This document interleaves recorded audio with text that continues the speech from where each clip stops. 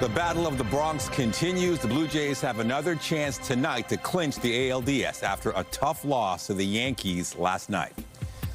Good afternoon. The Jays will be looking to bounce back when Game 4 goes tonight in New York. They were hoping to sweep the Yankees out of the playoffs, but the Yankees had other ideas. Our Sean Leathong is live at Yankee Stadium with more on the anticipation ahead of tonight's game. Sean, okay, Jays didn't do it last night, but they could tonight. They certainly could, Michelle and Nathan, but the question amongst everybody is how are they going to do it, because the Blue Jays are having what's called a bullpen day today, where they'll start Lewis Varland, who has pitched well for them in these playoffs, but he is also the guy who gave up a very big home run last night. We'll get to that in a minute.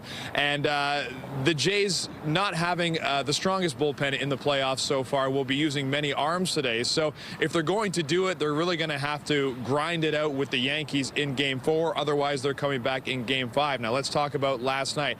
The most poignant moment of last night seemed to be the moment when the Blue Jays were winning 6-3 in the bottom of the fourth, and Aaron Judge stepped up to the plate, hitting a 3-run home run. And so far, the biggest moment for the Yankees in this series, because Yankee fans have been waiting for Aaron Judge to hit one out and really step up in the way he did inside the stadium. It felt like a foregone conclusion that the Yankees would win. I spoke to some Yankee fans this morning about how confident they are, and here's what they had to say. I mean, the Yankees, man. Win, lose, or draw, we still the best. That's how I feel about them. It don't matter.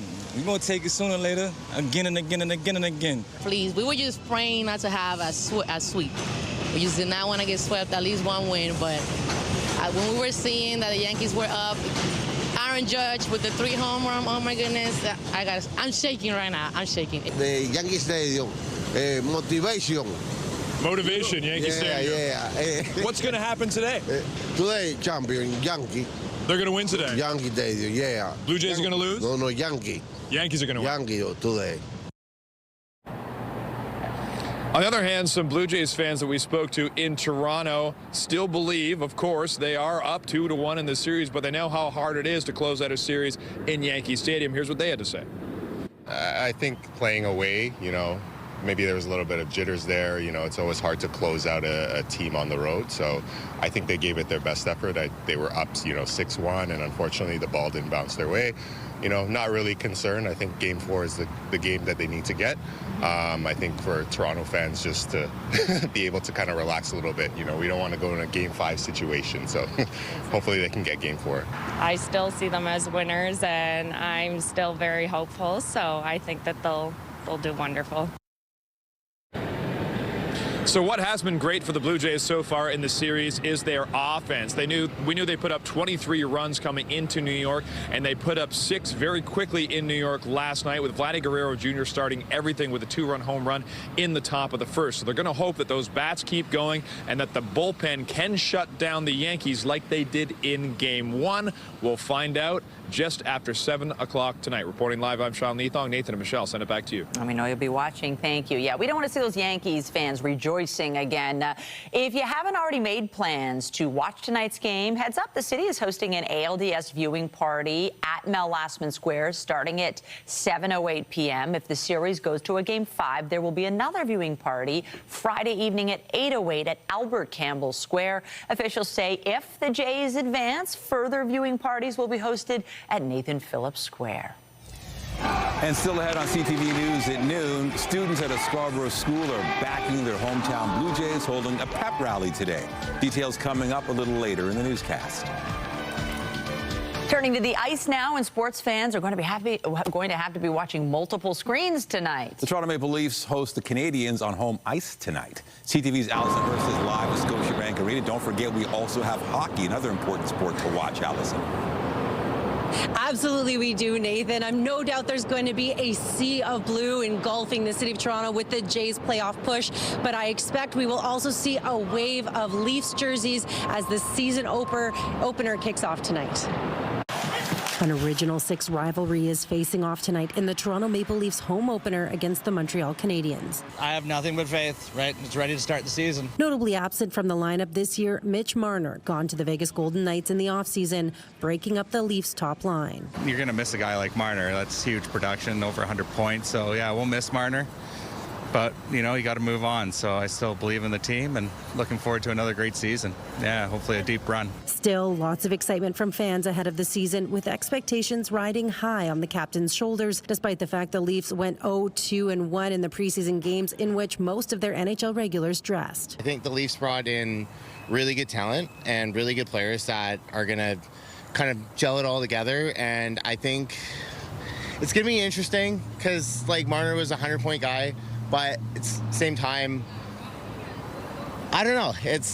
I'm happy with what Treliving did with the team this year. The Leafs are facing stiff competition. The Habs also made it to the postseason ahead of expectations and on paper look ready to return. When Montreal plays Toronto, there's always a good vibe there in the building. Lots of Habs fans here too. But yeah, we have a good hockey team. Now's the time. We've made some changes. Obviously, people talk about Mitch being gone, but we brought some more grit and size into it, and we just got to have a great season, and the hockey gods got to be with us this year in the playoffs. Joseph Wall is still on a personal leave, meaning fans can expect to see Anthony Stolarz handle the bulk of the starts. And there's lots going on down here tonight. They are getting ready for some sort of a watch party. And of course, the puck drops at 7 o'clock. Reporting live, I'm Allison Hurst. Michelle Nathan, back to you. All right, looking forward to it. Thanks, Allison. We have more news in a moment, but first, here's a live look at the city this afternoon. Lots of sunshine. The waters look nice and calm. A little cool, below seasonal for a change, so perhaps a light jacket or long sleeves a good idea. But temps are gradually going up. Lindsay Morrison has a look at how things are now. Hey, Lindsay. Well, Nathan, what I want to talk about is the fact that we have some frost advisories that have been issued for the GTA for the first time this season. Yes, it is sunny. Yes, temperatures are going to climb as we make our way through the day today. But overnight tonight, we could experience our coolest temperature since May. So pockets of the GTA included in this one. Right now it is 13 degrees in Toronto. So yes, noticeably cooler compared to recent days. Winds are coming directly out of the north and they're gusty, gusting to about 40 kilometers per hour. So you do feel it out there. We are enjoying glorious sunshine once again though. So there is that at least. All the rain that impacted us is currently impacting parts of New York City, but it looks like that rain is going to move out with plenty of time before the Jays game tonight. Here's today at a glance for Toronto. 16 is our forecast high. And here we go again for Game 4. That's a look at what you can expect in the Bronx tonight at 7:08 p.m. A little cooler than it was last night for Game 3. We're going to take you through a full look at the forecast heading into the long weekend that's ahead. For now, Michelle, over to you. Thanks, Lindsay.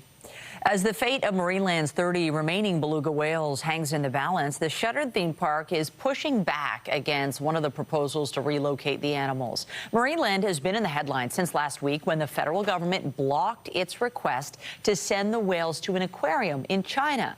The park responded with a request for emergency funding, saying it didn't have enough money to feed the belugas and may have no choice but to euthanize them. Fisheries Minister Joanne Thompson has said she'd like to see the whales sent to a sanctuary. Marineland argues no such destination is available for 30 belugas, including a paused project in Nova Scotia. Police have made a fourth arrest in the shooting deaths of two men in April. 18-year-old Quentin Kaza and 20-year-old Jeremy McNeil were shot and killed in the Bain and Logan area. On Monday, police arrested and charged 20-year-old Kyle Taylor with 2 counts of first-degree murder. 2 17-year-olds and an 18-year-old are also charged with first-degree murder. Another man was arrested at the scene and faces gun-related charges. Police are asking for your help finding a man accused of assault. 46-year-old James Davies wanted on numerous charges, including 2 counts of assault with a weapon and forcible confinement. He's accused of assaulting the same victim between February of last year all the way up to this month in the Bathurst and Eglinton area. Police say the suspect and victim are known to each other, and they're asking anybody with information to come forward. Metrolink says the long-delayed Eglinton Crosstown LRT has crossed a major milestone. Transit officials confirm a critical part of testing the east-west transit line began on Tuesday. This period is called Revenue Service Demonstration. For 30 days, the gray and white trains will run along the 19-kilometer track from Mount Dennis to Kennedy without passengers on board. The objective here is to identify any outstanding issues.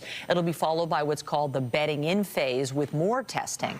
Metrolinx hasn't said exactly when this line will open. It's at least $1 billion over budget and was first scheduled to open in the year 2020.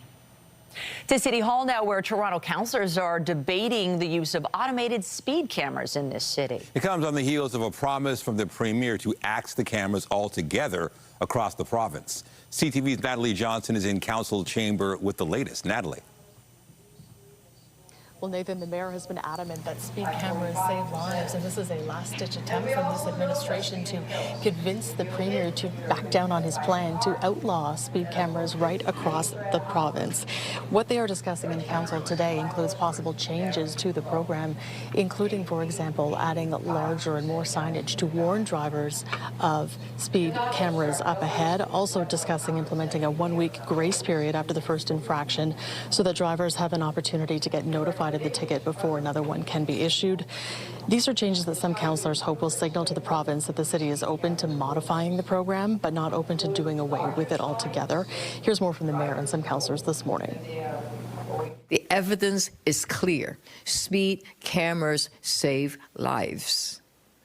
The province plans to rip them out, and it rips out one of the most effective tools to keep children safe. I wouldn't get rid of the cameras. I think what they should do is do a review of all the speed limits in each of the areas, right-size the speed limits, and then so anyone that's doing an unreasonable speed gets a ticket. Not giving tickets for doing 50 on Avenue Road. This is an unfortunate circumstance we're in now, fighting with the Premier over are we going to keep our kids safe in communities, or people feel free to drive 30, 40 over the speed limit wherever they want in the City of Toronto. I'm amazed that Premier Ford continues to ignore Sick Kids Hospital, the University of Toronto, and everyone who's ever studied this question. This is just the Premier trying to get a couple of points in the polls at the cost of human lives in the City of Toronto. If steps have been taken proactively to modify the program to respond to the feedback from our constituents, from the residents, from the Premier, there might have been a better shot at preserving the program in that capacity for school zones. Unfortunately, this is another example where the mayor and leadership at City Hall has not demonstrated the action or response to the feedback that we've been receiving, and it looks like the Premier is going to scrap the program entirely. And so the mayor is calling on council today to formally state its support for maintaining the automated speed enforcement program. A letter from numerous mayors across the GTA calling on the Premier to reconsider was not successful yesterday in changing Doug Ford's mind. We'll continue to follow the debate here at City Council today and bring you the latest at 5 and 6 o'clock. Reporting live from Natalie Johnson. Nathan, over to you. Thank you, Natalie. Canada's federal government is now reviewing a multi-billion-dollar jobs training program in the wake of a scathing provincial auditor general report that found who got the money was more often driven by politics than merit. As CTV's John Woodward reports, the federal jobs minister is looking into what happened to Skills Development Fund money. This is more than training. This is transformational. That's according to this video by the King Animal Hospital about its grant from the Ontario Skills Development Fund to train at least 100 registered veterinary technicians in a luxurious campus north of Toronto. We have a gym, we have 2 kitchens, we have a lounge area. CEO Tracy Jones said in a statement, "We are addressing a critical workforce shortage requiring specific critical care skills, reducing turnover, and strengthening the province's animal health care system." Keep going, Marmaduke. You can do it. You're a good boy. The animal hospital hired a lobbyist to get that grant, something Ontario's Auditor General flagged in her review of the $2.5 billion fund that has been criticized for funding private skills training at bars, dentists, a bakery, even a casino, amidst a crisis in public colleges. CTV News looked at the data. We found at least $100 million in grants obtained with the help of a lobbyist. The lion's share, at least $82 million, tracked to one company, Rubicon Strategy, run by Premier Doug Ford's former campaign manager, Corey Tenike. It seems, they're using this important funding as a way to reward conservative insiders. Ford defending the program at the legislature. The Skills Development Fund is one of the best programs we've ever put together. It's created over 700,000 opportunities for people. But Canada's federal government, which has provided funding for jobs training, says it's reviewing the report from the Auditor General. A spokesperson for Jobs Minister Patty Hajdu said, "We will also be engaging with the Government of Ontario on this matter to undertake full due diligence and seek mitigation measures to ensure funding is used effectively and transparently for our labour market agreements." It's our money, it's on our budget, it's on our books. Ford saying the grants are crucial for the province's economy. Critics saying they could be a whole different animal. John Woodward, CTV News. Prime Minister Mark Carney returns to Ottawa today without any resolution or even partial relief on U.S. tariffs. But one of his key ministers is staying behind in Washington to keep pressing Canada's case. I'm more optimistic today after those discussions at the White House than I was when we arrived in Washington yesterday, but recognize that we still have some work to do. Carney met with U.S. President Trump at the White House yesterday afternoon. Trump told reporters Carney was going to walk away, quote, very happy, but he showed no signs of relenting on tariffs and no deal was announced. Canada-U.S. Trade Minister Dominic LeBlanc will stay in Washington for those meetings, as we just noted. For the latest, let's bring in CTV's Rachel Aiello live in Ottawa. Rachel, Carney returns today. There's no deal, and he'll be in the House of Commons for question period. Assuming there'll be some pressure on him, maybe some attacks from the opposition? Yeah, I think that is definitely fair to assume. So the Prime Minister has just arrived back in Ottawa, and he will be facing off against Conservative leader Pierre Poilievre in just about 2 hours' time. And we are expecting there to be the first time we actually hear Carney, in his own words, articulate what was accomplished yesterday. After his meeting at the Oval Office, the Prime Minister didn't take any reporters' questions. It was just his Canada-U.S. Trade Minister, Dominic LeBlanc, fronting those. So it'll be interesting to hear from the Prime Minister himself what he thinks was accomplished, because he is coming back for the second time with no deal, no imminent reprieve on tariffs on Canada. Now, it seems that there is some optimism based on the conversations that were had yesterday that there could be progress on steel and aluminum. But to be frank, I do think I've come on and said things similar to that for some time over the last 6 months. So for industries hoping that the Prime Minister's trip down resolved the trade war, unfortunately, that is not the case. Trump indicating there was likely going to be tariffs on Canada, even if we renegotiate CUSMA for a long time. Now, it was their second meeting, and every little interaction is monitored closely. Who's laughing, who's not, that sort of thing. What is being made of what we saw yesterday? Yeah, it was really an interesting kind of exercise in watching body language. So we heard U.S. President Donald Trump say that he thought Mark Carney was a world-class leader, but at times a tough negotiator who could be nasty. We didn't hear quite as many positive affirmations, I guess you could say, coming from the Prime Minister. What really struck me was how he sat there effectively biting his lip while Donald Trump went on about a series of contentious domestic issues. And I think this really shows the challenge and the balance that Mark Carney has to make when he does these public meetings with Donald Trump, is that he has to not try to interject and cause a snafu or an argument, even though there may be things that Donald Trump is saying that go against what he agrees with or his values. But he has to really keep in mind that riling up the U.S. president with effectively the whole Canadian economy at stake is something he's got to take very seriously. And so I think that's probably the largest read on why the Prime Minister didn't push back harder in those interactions. We heard the Canada-U.S. Trade Minister talking optimism there. Is there something coming down the pipeline we might not know?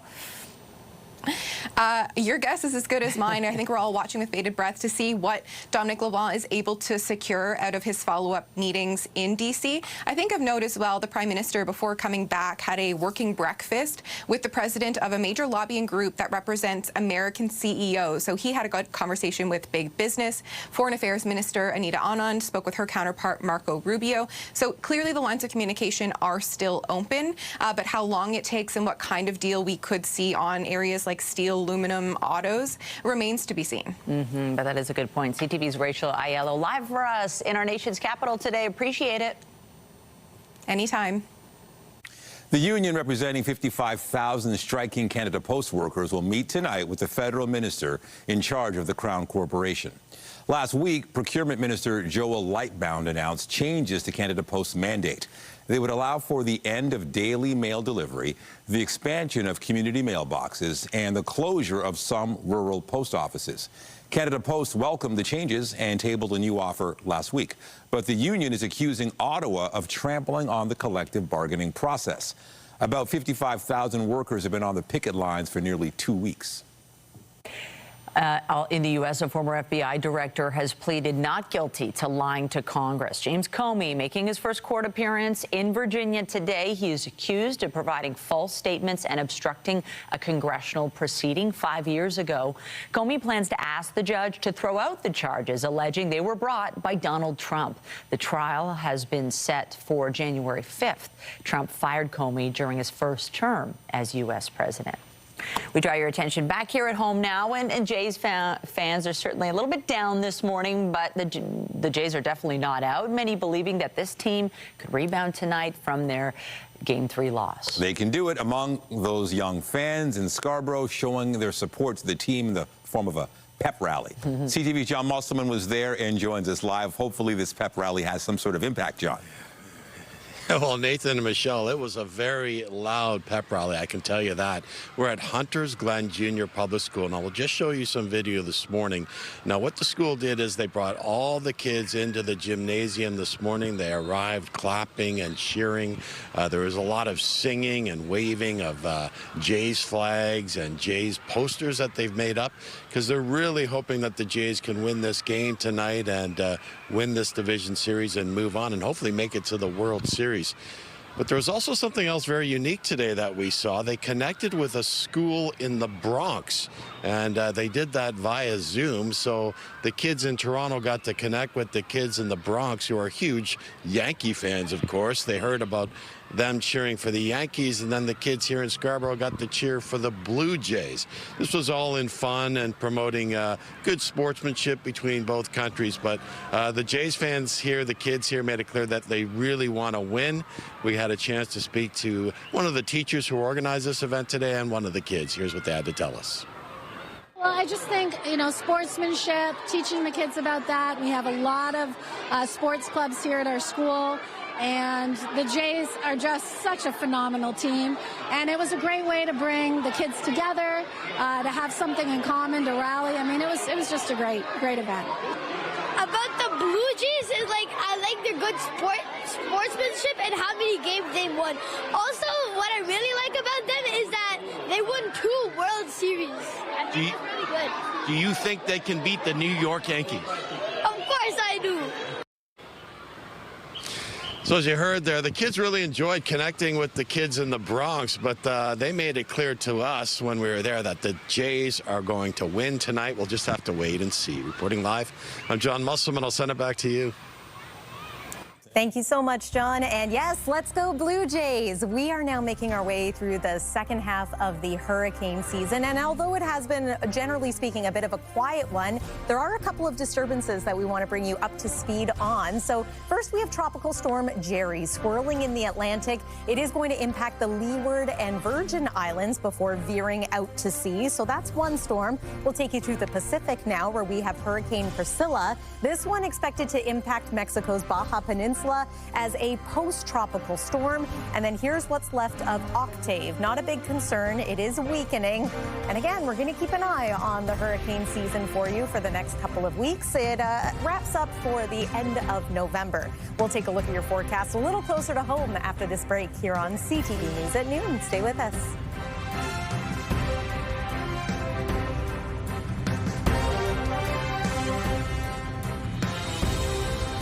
When you see it happen, send it to CTV News. Text 10400 from your screen to ours. Text 10400. Powerful players from both sides of the border are gathering in downtown Toronto today for the Eurasia Canada-U.S. Summit. U.S. Commerce Secretary Howard Lutnick appeared virtually and stressed the Trump administration wants to make cars south of the border, and that caught Premier Doug Ford's attention. I would say it's a massive threat when you have the Secretary of Commerce coming out and saying that, and the president, you'd only say it if the president gave him the green light. So we have to be prepared. And the auto sector needs to be prepared. Not only our good uniform members, but also the Prime Minister. My first question, what are you going to do to protect the auto sector here in Ontario? It's absolutely critical, because with every auto sector falls the part manufacturers and the steel and so on and so forth. And Prime Minister Mark Carney is also due to speak later today at the summit. Switching gears to your weather forecast now, and it was a chilly start to the day. It was interesting to see because some people still doing the shorts. I also saw puffer jackets and even some earmuffs. It depends. Right. Like, are people starting to make the transition? Yeah, not as happy as maybe after the Jays won. There's that kind too. of sense that everyone's kind of in a different kind You of. want to go in a cocoon. Plus, it's cooler. But you're right. I was noticing someone wearing shorts and T-shirts, kind of freezing, and then others dressing with a light jacket, long sleeves is probably better for today. Today and certainly for tomorrow. So today was the preview, was the test. Make sure you have gloves for the kids or whatever else you may need, because if you thought it was chilly this morning, wait until you see tomorrow. We have frost advisories in place for pockets of the GTA, but we've got a whole lot of sunshine to look forward to, not just for the end of this week, but into the Thanksgiving long weekend. Weather is brought to you by the Presler Law Firm. Injury lawyers, you don't pay unless they win. And with sunshine, we can enjoy some beautiful fall foliage out there. Color change happening now in many different parts of the GTA. Just in time, I think, for many who are going to be looking for ways to spend some time outdoors heading into the long weekend. Yes, it's cooler today. It will be even cooler for tomorrow, but I think you're going to like the forecast as we head into Friday, Saturday, Sunday, and Thanksgiving Monday. So let's get right to it. We'll begin with our current temperatures, significantly cooler now in northern Ontario and for us here in the south. We're currently at 14 degrees in Toronto, on our way to a high of 16. So this is a change, but this is what we expect to experience at this point in the month of October. 15 degrees is our seasonal norm. So we're very close to that. Your evening at a glance, again, the big home opener for our Toronto Maple Leafs, 12 degrees around puck drop tonight at 7 p.m. Northerly winds, we're still going to be dealing with those. And yes, they are a little breezy coming out of the north to around 40 kilometers per hour right now. Okay, this is a little bit chilly. Lows of 0 tonight for London, Waterloo, -1 degree in Peterborough, -4 in Bancroft. So a reminder that we often reach our coolest temperature just before sunrise. So a bit of a frigid start to your Thursday. 3 degrees is what we're forecasting for a low in Toronto. The last time we had an overnight low of 3 degrees was, I believe, May the 20th. So it's been some time. Frost advisories have been issued by Environment Canada. The location of those advisories has a lot to do with criteria for the growing season. It includes areas like Hamilton, Milton, Mississauga, and York and Durham region. Tomorrow, only climbing to 13 degrees. So suddenly, after some very hot October weather, we are on the cool side of seasonal for tomorrow. Lots of sunshine in store, though. So again, that is what we'll take in this case. Satellite and radar widen things out. The rain exiting New York City. That's good news for the big game tonight. But everyone's going to be a little bit cooler with the passing of that cold front. And high pressure for us is going to be dominant for the most part over the next few days. So lots of sunshine. There's your Thursday. Friday looks good too. I do think we'll see a little bit of an increase in cloud cover as that day goes on.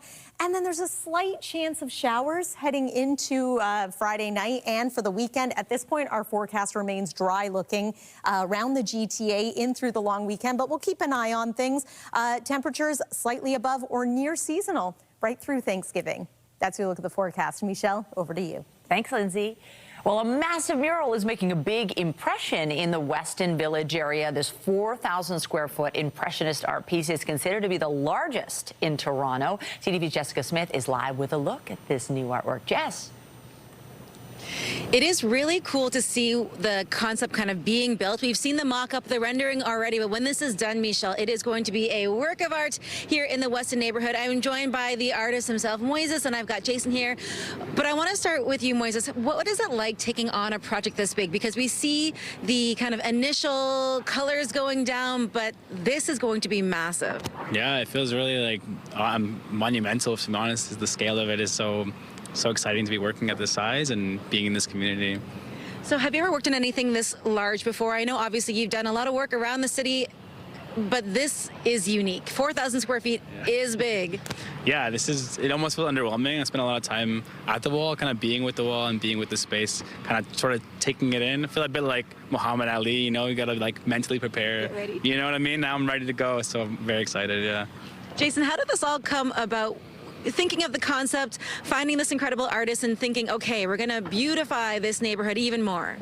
So our community association wanted to do some things that created more civic pride in what Weston is. We are the gateway to the Humber River Valley. We're 15 minutes from Union Station, and we're right next to where the spawning migration is. So we want to create something beautiful on this wall that celebrated our connection to the river, and not only feel more pride as a community, but let the rest of Toronto know that Weston's up and coming. So how did you come up with the concept? Because I feel like this really is going to be beautiful. We've got the colors laid down. I know I've seen the rendering. Maybe I'll show you guys later. But how did you come up with the concept of it? Because it's going to really reflect the nature of this neighborhood. Yeah, the Weston Village Community Association sent a really beautiful brief about, it felt like it was speaking to another artist, and so I felt really refreshing to have something that felt like I can really relate to what they're talking about. But ultimately it was, about the Humber River, and specifically the wind was something that inspired me, thinking about how we experience wind, how it goes through us, and how we need it. And that's kind of what we did. So have people been stopping you walking by? They're on their way to the GO station, they're taking the train somewhere, and they're like, what is going on here? What's the reaction been so far? It's been really nice, yeah. Everyone seems super excited about it, everyone questioning me about it, and it's been almost hard to work because everybody wants to talk, which I love talking to everybody, but I do have to finish this painting at some point. But yeah, it's been really positive. So we've got, I'm sure, a timeline for this. The colors are going up. The rendering is really, really beautiful. What can we expect as far as when this is going to be finished and when we can come celebrate it as a community? It'll probably be about the middle to third week in November. I think we'll all be out here with hot chocolate, but it's going to be a big celebration, and we hope you'll come back and see the finished work. Is there more to come in this neighborhood? We hope that this is just the beginning. His inspiration for this is also autumn and winter. And we have another wall very close to here that we would love to see as spring and summer, and really help guide people from the station right down to the Humber River. Well, it is going to be beautiful. It is 4,000 square feet, if you can kind of wrap your brain around that. Thank you both so much. I'm going to send things back inside, and I promise I won't paint because my skill doesn't go to that thing, but we'll leave it up to Moises, but we'll send things back inside. Hey, I understand. Thank you, Jess. Still ahead, a grandfather's lacing up his running shoes, hoping to raise money for his granddaughter's medication. We have the details after the break.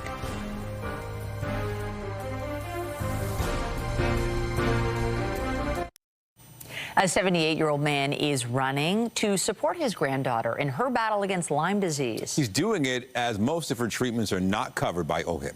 CTV's health reporter Pauline Chan has the details. Richard Nancaro has always been there to support his grandkids, so his recent 10K fundraiser was no surprise. It's right up his alley to do something like that, but I'm really grateful. Molly needs special treatments that are not covered by OHIP, so I'm trying to raise $5,000 or $6,000 or more by having this run, and inviting people from my apartment complex. Molly spends most of her days in bed, debilitated by Lyme disease. We're not exactly aware of when a tick would have embedded in my skin. The one time she ever saw a tick on her was 15 years ago, but she didn't develop the flu-like symptoms and extreme fatigue until 2 years ago, as she was starting her nursing career. It's been 2 years of seeing every specialist that we could see. She takes, I think, 40 supplements a day. She's had to do injections, IV therapies, lots of different medical appointments. Mom Karen Nancaro says IV infusions have been the most helpful. And the treatment can cost up to $500,000 outside of Canada. So we're doing whatever we can here. None of that is covered by OHIP. Molly says Canadians often hear about acute Lyme disease, the bullseye rash, and getting treatment within 3 days of a tick bite. Chronic or late-stage Lyme diseases, and it's basically a completely different disease. It can't be treated with just the 2 weeks of antibiotics. It's a lot more of an intense treatment. As for her nursing career, I do hope to get back to it, and I hope that I don't know, my understanding of being kind of on the other side of it and being a patient can make me a better nurse. Recovery is slow, but Molly has her family by her side, with Richard planning more runs in the future. Pauline Chan, CTV News. Figures from the federal government suggest much of the respiratory illness across the country right now is being caused by COVID-19. The latest respiratory virus surveillance report found 11.4% of COVID tests were positive as of late September versus figures of less than 1% for the flu and RSV. Out of all lab-confirmed respiratory virus outbreaks in recent weeks, a full 97% were connected to COVID. Hospitalizations for respiratory virus in general are trending upwards. This comes as Ontario ramps up its fall vaccine rollout.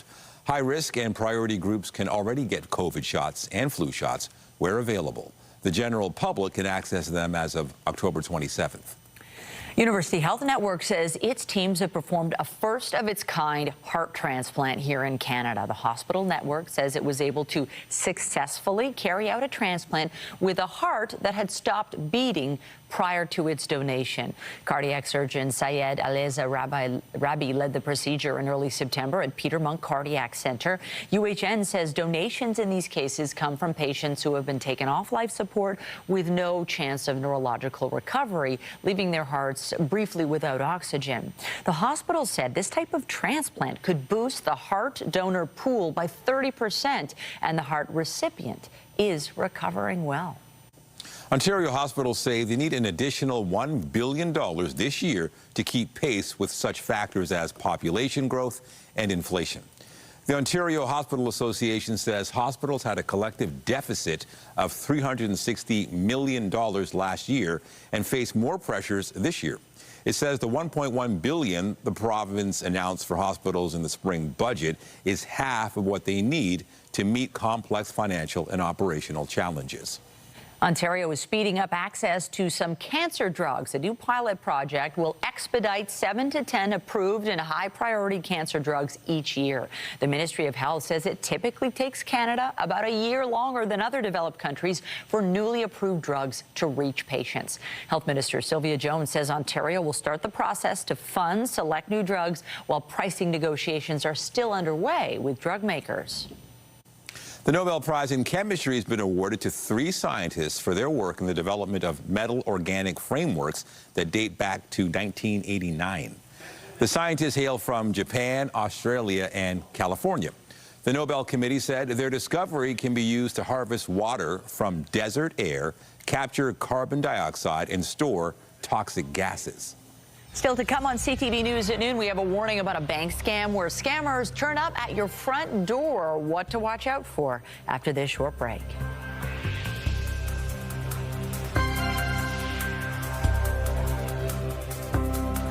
Get Toronto's top stories, breaking news alerts, and watch live. Download the CTV News app.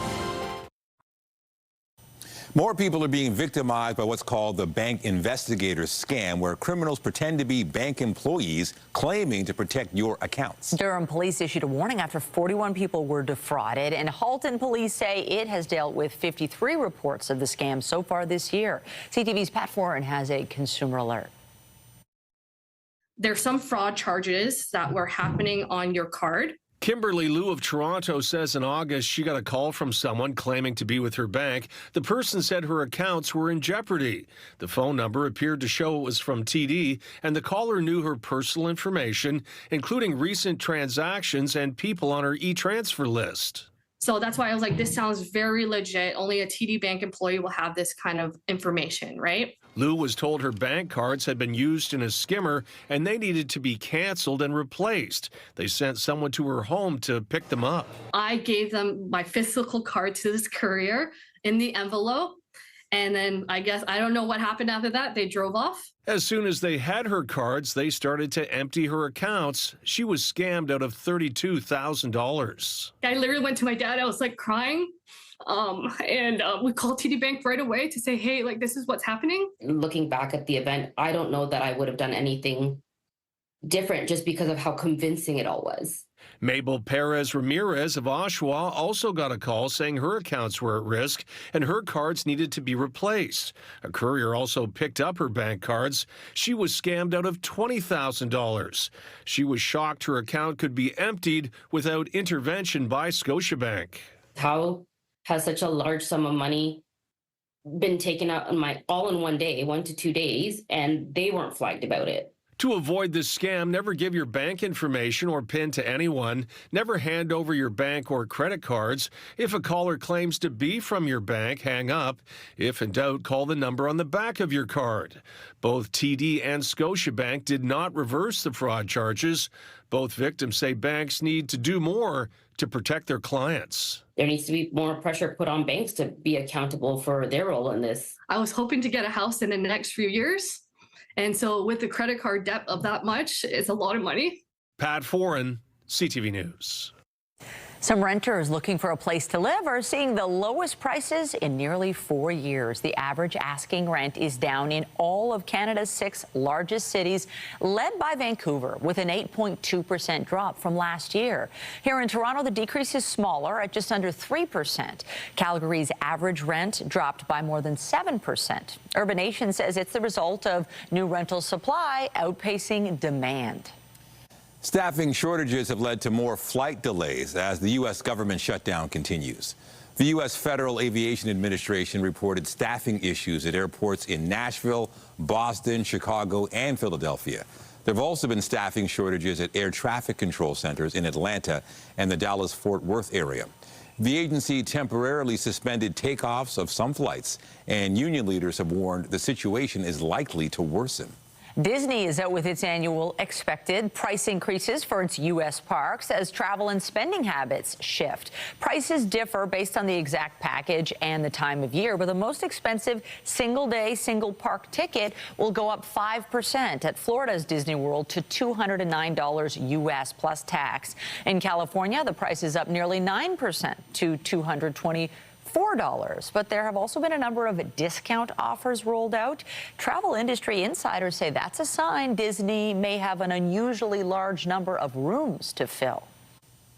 Dolly Parton's sister's clarifying comments she made asking people to pray for the music superstar. Frida Parton posted on Facebook earlier this week her sister Dolly was dealing with some health issues and she was praying for her. The 79-year-old singer recently canceled some Las Vegas concerts citing health challenges. But her sister's post raised further concern among fans. But yesterday, Frida posted she wanted to clear things up, and Dolly is under the weather, but she didn't mean to make the situation sound more serious than it was. Parton has been suffering from kidney stones. Taylor Swift says she's taking mixed reviews about her new album, In Stride. Welcome to chaos. The rule of show business is if it's the first week of my album release and you are saying either my name or my album title, you're helping. And art, I have a lot of respect for people's subjective opinions on art. I'm not the art police. It's like everybody is allowed to feel exactly how they want. And what our goal is as entertainers is to be a mirror. The superstar billionaire singer-songwriter sharing those thoughts with Apple Music's Zane Lowe. There's certainly been a lot of positive reaction from some fans to the life of a showgirl. Swift's 12th album has smashed a number of streaming records, and its cinematic release party was #1 at the weekend box office. The Toronto Raptors continue their preseason tonight against the Kings in Sacramento. Is heading significantly north. Ingram on the take with the finger roll. Little George Gervin. The Raps began their exhibition schedule with a 112-108 loss to the Nuggets in Vancouver on Monday. R.J. Barrett and Brandon Ingram led Toronto with 19 points apiece. After tonight, the Raptors host the Boston Celtics on Friday. They begin the regular season October 22nd against Atlanta. Soccer now has its first billionaire player. Bloomberg says Cristiano Ronaldo has joined the exclusive club. The boost to his bank account came earlier this year when he signed a new contract with Al Nassr. The Portuguese superstar went to the Saudi Pro League 2 years ago and became soccer's highest paid player, reportedly bringing in about $200 million per year. The 40-year-old also has sponsorships with Nike, Castrol, and Armani. Other sports-based billionaires include Michael Jordan and Roger Federer.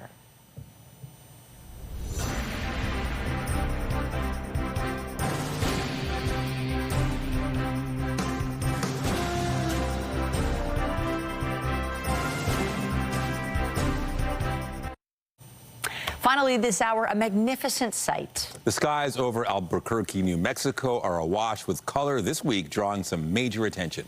The city is hosting the world's largest hot air balloon festival. About 500 balloons from across the globe are sky high for the 53rd edition of the annual event.